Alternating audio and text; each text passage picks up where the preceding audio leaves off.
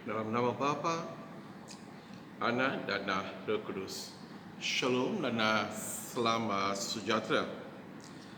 Hari ini kita akan lihat dari bacaan Injil untuk minggu ini. Iaitu Yohanes 10 ayat 1 hingga 10. Mari akan baca untuk kamu dua ayat. Ayat 4 dan ayat 5. Setelah semua domba keluar, gembala berjalan di hadapan dan domba-domba mengikutnya kerana mengenal suaranya. Kawanan domba itu tidak akan mengikut orang lain, malah akan lari daripadanya kerana tidak mengenal suaranya. Mari kita berdoa. Bapa kami yang Maha Kudus, Gembala besar kami serahkan pikiran kami ke bawah pimpinan Roh Kudus. Ajarlah kami tentang hukum-hukum Allah, tentang kehendak Allah, supaya kehidupan kami kita akan hidup mengikut firman Allah untuk kemuliaan Allah. Nama Yesus Kristus kami berdoa. Amin.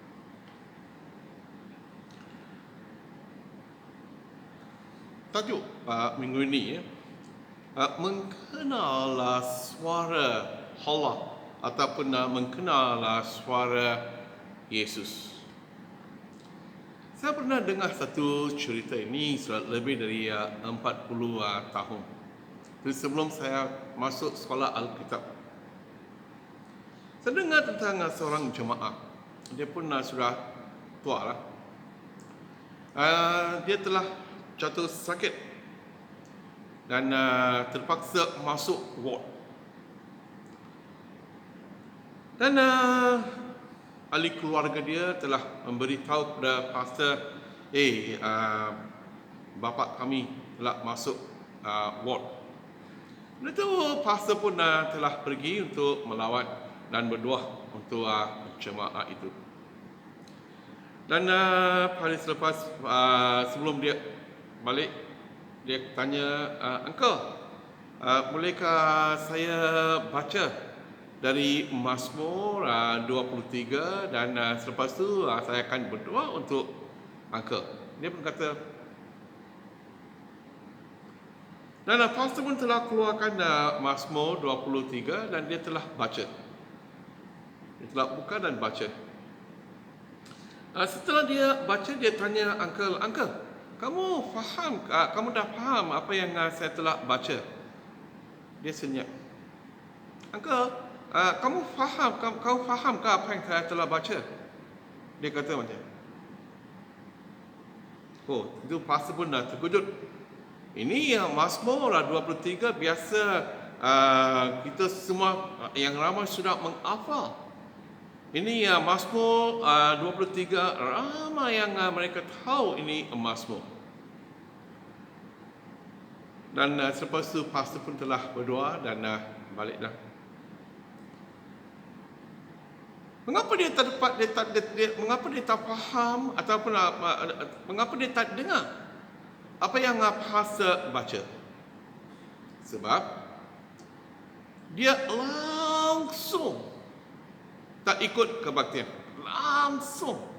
Walaupun dia seorang Kristian, dia langsung tak pergi ke gereja. Kalau tak pergi ke gereja, mestilah tak baca firman Tuhan. Dia telah kerja di satu kilang. Dan pastor tanya, Uncle, kalau kamu tak dengar apa yang saya telah baca, apa yang kamu telah dengar? Dia kata, saya hanya boleh dengar bunyi mesin. Itulah paling yang terkejut dia pastor.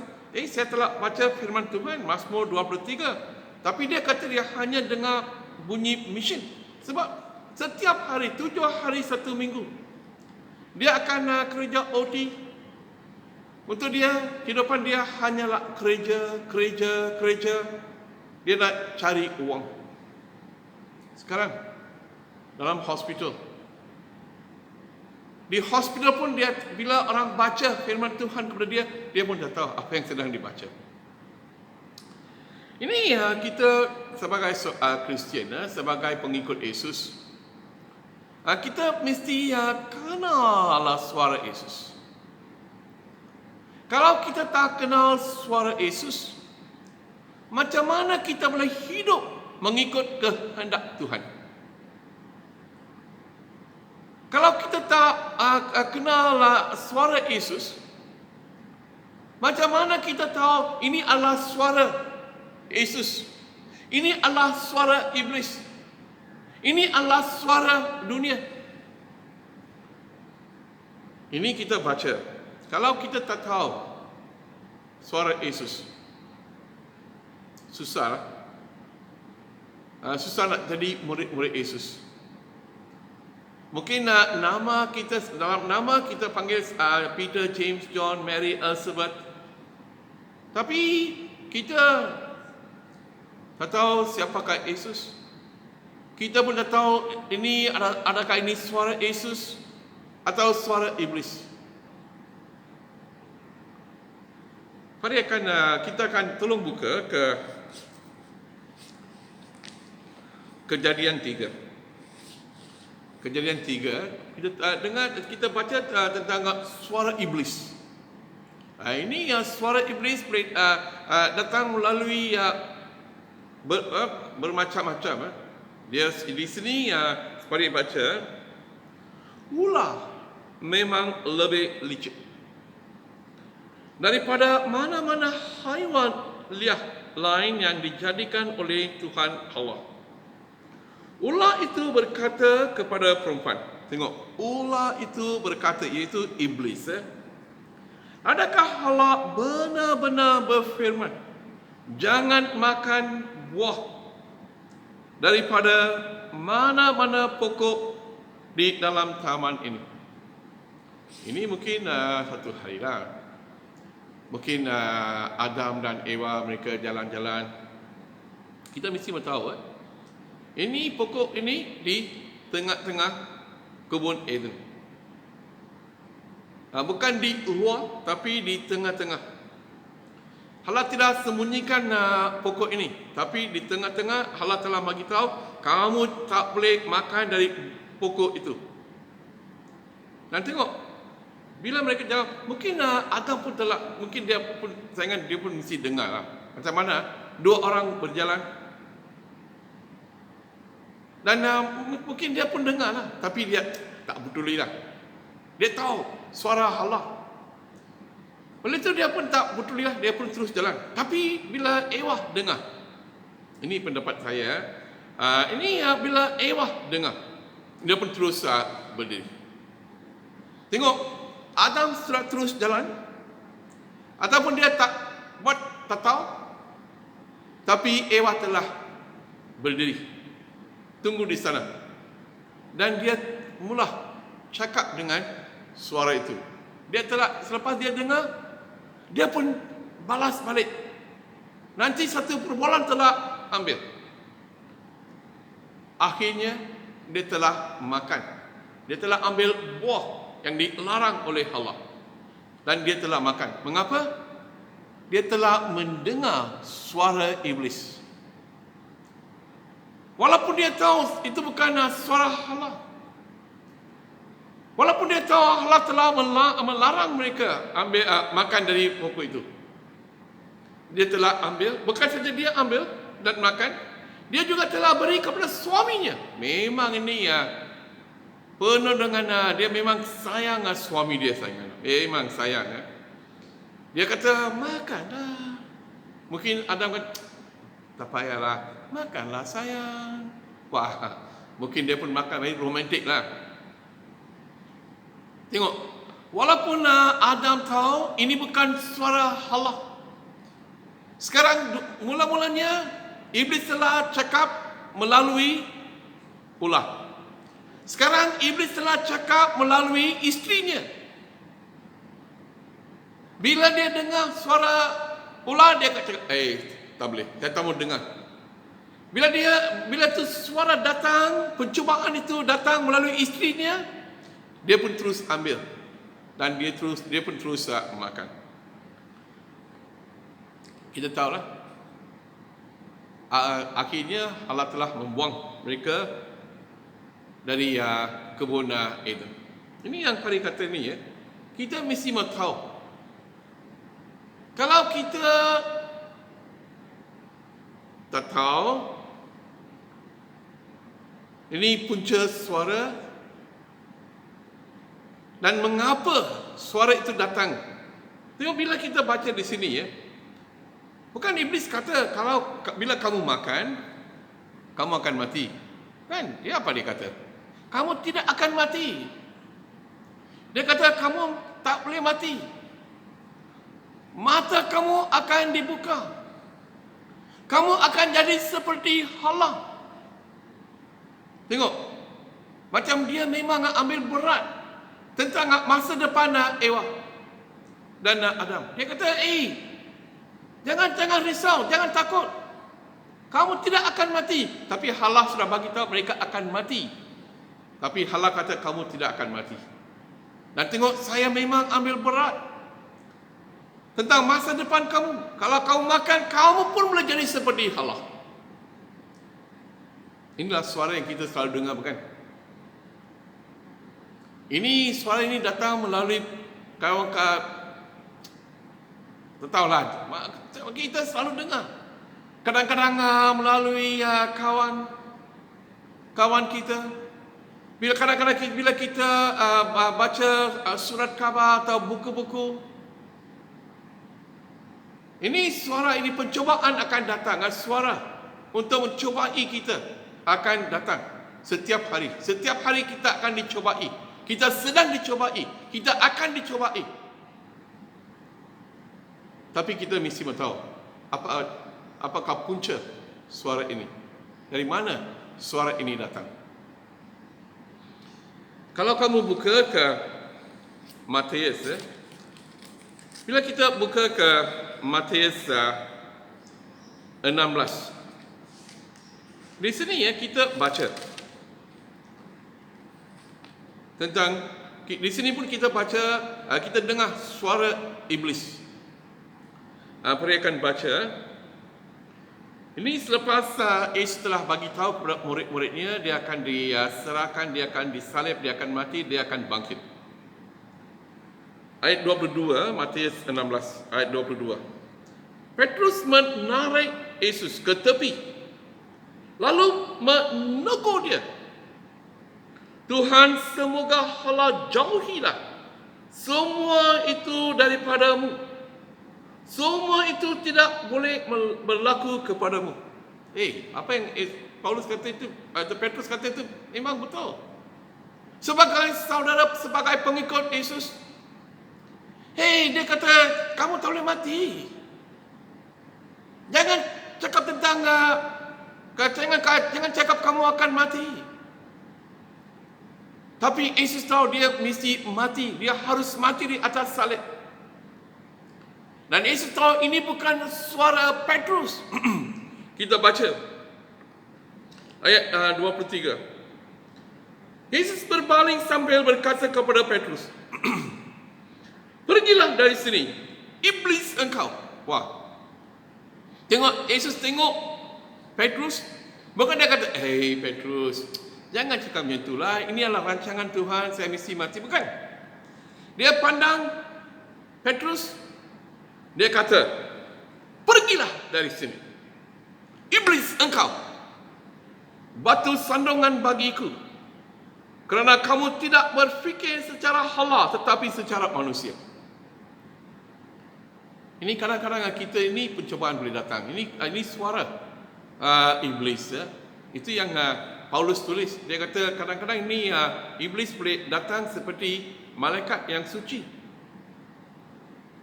Saya bagi satu contoh lah. Kamu sudah bersedia untuk pergi ke gereja. Kemana bersedia? Okey. Tiba-tiba seorang kawan dia datang dari Sabah atau Sarawak. Apa kamu akan buat?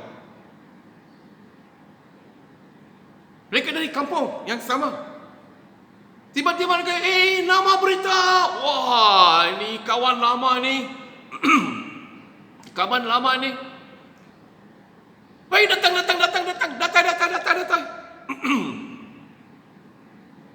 Tapi kamu dah bersedia nak pergi ke gereja. Tapi dia pun datang pada masa itu. Apa kamu akan buat? Pastor, dah lama tak jumpa dia lah, pastor. Oleh itu saya jumpa dia masuk ke rumah, dalam rumah. Tak payahlah, nanti kalau kadang-kadang orang kata, kami dah bersedia untuk pergi ke gereja. Tak payahlah. Ini bila itu berapa tahun kita tak jumpa.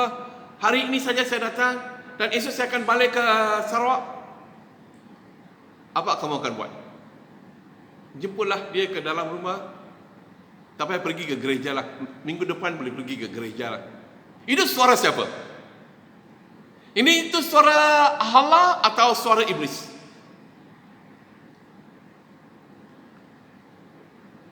Kamu tahu? Kamu tak boleh minum lebih dari itu yang kita jadi pemabuk. Itu adalah satu dosa. Bila kamu ikut majlis perkahwinan, bila mereka bagi kamu minuman, you minum satu cup, satu gelas. Kamu kata cukup. Tapi orang kata, ini minumlah. Ini perkahwinan anak saya. Kamu mesti mau minumlah. Minum. Itu suara siapa? Sampai kamu jadi mabuk. Alkitab kata tak boleh. Itu suara siapa? Sebenarnya kita mesti mau tahu. Bila kita tahu ini bukan suara Allah, ini bukan untuk kebaikan saya, ini bukan untuk kebaikan keluarga, saya mesti kata, baliklah kamu ni.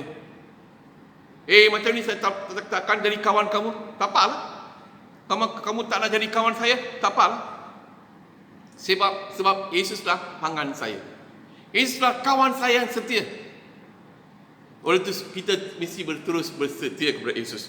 Jangan macam Ewa.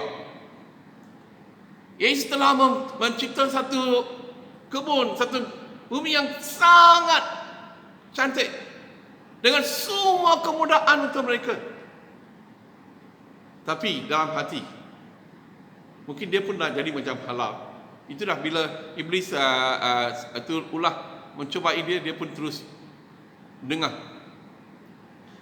Yang kedua, kita mesti mahu kita sedang dicubai. Kita dengar suara.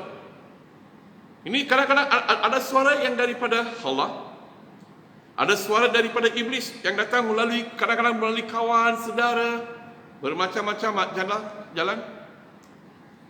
Ada juga suara ini dunia ni ya. Kita penuh dengan suara-suara yang datang. Kita sudah bangun saja, kita pun tak tahu apa nak buat. Tapi kita nak tahu, adakah ini suara dari Allah, dari Yesus, atau ini adalah suara iblis, atau dari dunia ini? Macam mana kita boleh tahu? Tuhan Yesus telah memberi kita Alkitab. Satu hari semasa saya sedang buat persiapan, saya sediakan perkongsian untuk kongsi firman Tuhan. Tiba-tiba dalam hati saya macam saya dengar itu suara. Itu suara macam Yesus dia kata, Edward anakku. Dia tanya, bolehkah saya tengok diary kamu? Wah, saya pun serahlah. Ini semua dalam hati ya. Saya pun serahkan itu. Saya pun telah serah itu diary saya. Dan selepas Yesus bila dia buka tu diary padri dan kata, wah ini kamu ni memang sibuk. Wah, saya pun rasa gembira lah. Ini Yesus big boss kita bukan? Halal lah big boss kita semua pun pelayanan untuk buat pelayanan untuk dia. Bila bos kata, wah kamu sibuk, macam saya buat kerja dia. Tapi selepas tu dia kata, saya nak simpan ni diary ya. Saya ingat dia akan memberkatilah semua aktiviti mesyuarat yang saya tulis dalam diary saya. Dia akan kata, saya akan memberkati kamu semua aktiviti. Tapi dia telah ambil diary saya dan dia kata, saya akan bagi kamu satu diary yang baru. Yesus nak bagi saya satu diary yang baru. Dia bagi saya satu diary, iaitu Alkitab. Dia bagi saya Alkitab. Dia kata, nak, kamu ni memang sibuk. Betul, dalam dunia ini kita semua pun terlalu sibuk. Kita dengar macam-macam suara. Kita nak buat ini, kita nak buat itu. Ada permintaan dari jemaah, ada permintaan dari orang yang bukan jemaah. Wah, terlalu sibuk. Kita buat rancangan, kita buat program. Kita ingat ini semua untuk kemuliaan Allah. Betul. Kita datang ke mesyuarat, kita bincang. Kita nak buat program untuk kebangkitan kerajaan Tuhan. Itu yang kita selalu kata. Tapi Tuhan kata, saya sudah ada rancangan untuk dunia ini. Saya sudah ada satu rancangan untuk kamu. Itu yang Allah kata, sebelum kamu lahir, sebelum kamu mengandung dalam rahim ibu kamu, saya sudah panggil kamu. Saya sudah ada satu rancangan untuk kamu. Saya a plan for you. Itulah. Tapi kita terlalu sibuk. Sebab suara dari dunia ini, kalau kita tak ikut suara dunia ini, mungkin mereka akan kata, ini orang tak boleh pakai lah. Tengok semua orang pun berapa laju, berapa cepat. Tengok macam mana gereja itu. Kita nak ikut, kita nak tiru, kita cepat-cepat lari, kita nak belajar cara mereka. Tapi Allah kata, kamu diam saja.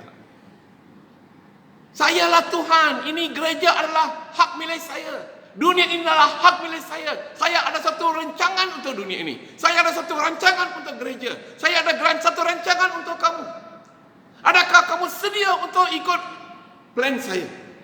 Kalau kamu nak, bacalah. Walaupun setiap hari kamu bacalah. Ini setiap hari ya, saya mesti baca firman Tuhan dan berdoa. Dan Tuhan kata, you tunggu. Tunggu, dan saya akan tunjuk kepada kamu rancangan saya untuk kamu. Saya bukan kata kita tak payah dengar. Kita mesti mau proaktif. Kita mesti mau dengar. Tapi yang utama, kita mesti bagi tempat kepada Yesus. Kita mesti bersedia untuk duduk di kaki Yesus. Itu yang Mazmur 146 ayat 10 dia kata, diamlah, be still. Saya suka itu lagu dalam bahasa English. Be still and know that I am God. Be still and know that I am God. Be still and know that I am God. Wah, dia kata, you kamu diam saja. Yang pertama, kamu mesti mengaku, sayalah Tuhan, saya yang telah mencipta langit, saya yang telah mencipta dunia ini, segala-galanya. Ini bukan hak milik kamu. Kamu hanya adalah seorang hamba saya. Kadang-kadang kita pun dah rasa ini semua hak milik saya. Kalau saya tak ada, apa-apa pun tak boleh jalan. Tapi Yesus kata, ikutlah rancangan saya. Follow my plan. Follow my plan. Kalau kita nak tahu, kita mesti baca firman Tuhan. Mesti baca firman Tuhan. Jangan bagi alasan mengapa kamu tak ada masa untuk baca firman Tuhan. Kita ada masa untuk pergi ke pasar Borneo. Kita ada masa untuk duduk di depan televisyen. Kita ada masa untuk Facebook. Kita ada masa untuk segala-galanya. Hanya Kita tak ada masa untuk kecuali firman Tuhan. Kita ada banyak masa. Bukan kita tak ada masa. Kita ada masa. Tuhan telah memberi kita 24 jam. Saya pun 24 jam. Kamu pun 24 jam. Semua orang pun 24 jam. Cara kita menggunakan. Kalau saya betul-betul mengasihi Yesus. Kalau Yesus adalah pangan saya mesti akan belanja masa bersama Yesus. Saya mau tahu. Saya mau dengar suara dia. Ini seperti orang yang masih cinta, bukan? Semasa mereka cinta, mereka ada banyak masalah. Betul. Pagi semalam malam mereka nak phone dan dengar suara kekasih. Tapi sudah kahwin, tak ada masa untuk dengar suara isteri lah. Tak ada masalah, sibuk. Tapi Yesus adalah pangan kita, kekasih kita. Oleh itu kita mau dengar suara Yesus, suara yang madu itu. Suara kita nak tahu apakah rancangan dia untuk saya. Kita mesti baca firman Tuhan. Jangan bagi alasan. Jangan kata saya tak ada masa, Padri. Kamu ada masa. Jangan sampai kamu sudah mati. Nanti orang simpan Alkitab dalam peti keranda. Mengapa? Boleh baca kah dalam peti keranda? Sudah mati boleh baca kah? Tak boleh lah. Betul. Mengapa kalau saya boleh letak 100 buku Alkitab pun tak guna? Bila kamu masih hidup, ambil masa, kata setengah jam, 1 jam saya akan baca. Saya mau tahu, saya mau dengar suara Allah. Saya nak duduk berdiam di hadapan Tuhan. Tutup televisyen, tutup handphone. Kata ini adalah masa untuk Tuhan. Saya nak dengar suara Yesus. Berdiam di hadapan dia. Dan tanya Tuhan, apakah rancangan kamu untuk saya? Apakah rancangan kamu untuk saya untuk hari ini? Berdoa. Ini bila kita tahu, dengar suara Yesus. Kita boleh tahu, ini kita boleh asingkan. Ini adalah suara Allah. Ini bukan suara Allah. Walaupun kadang-kadang dunia ini akan kata ini untuk kebaikan kamu. Kalau kamu tak ikut nasihat saya, kalau kamu tak ikut apa yang kami kata, kamu akan rugi saja. Rugilah. Tapi bila saya dengar firman Tuhan, bila saya serahkan kehidupan saya ke bawah kuasa Allah dan kata Tuhan, saya akan ikut apa yang kamu suruh saya buat, kehidupan kita akan diberkati. Hanya bila kita dengar firman Tuhan dan buat apa yang Tuhan suruh kita buat. Bukan cukup untuk dengar saja. Dengar tak cukup. Kita tahu ini adalah suara Allah. Tapi kalau kamu tak nak ikut, macam mana? Kita mesti ikut apa yang kita dengar. Kadang-kadang susah nak ikut. Bila Yesus suruh kita buat sesuatu, itu ada yang kata bukan? Kamu dah nak sedia untuk datang ke gereja. Tiba-tiba ada saudara datang dari Sarawak. Mungkin dari Seri Aman kah, Engkelili kah, mana tahu Entanggo kah, Bintanggo kah. Wah, mereka datang. Dah lama tak jumpa.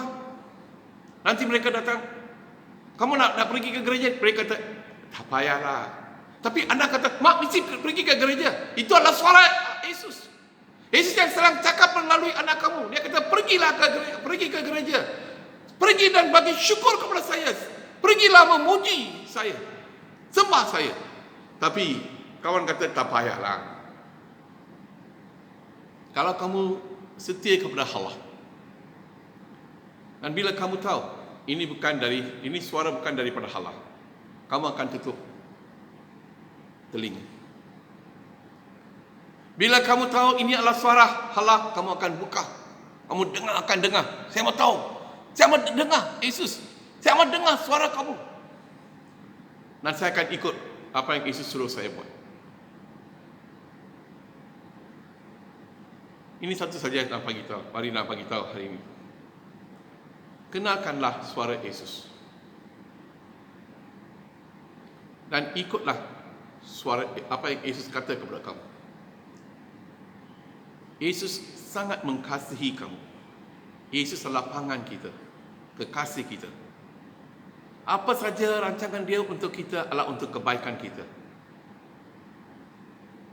Oleh itu, baca firman Tuhan. Baca firman Tuhan. Dan setiap hari bila kamu baca, ambil masa. Tuhan dah bagi kamu 24 jam. Bagilah dia setengah jam, apa susah. Allah telah membagi kamu 7 hari. Bagilah dia 3 jam, 1 minggu pergi ke gereja.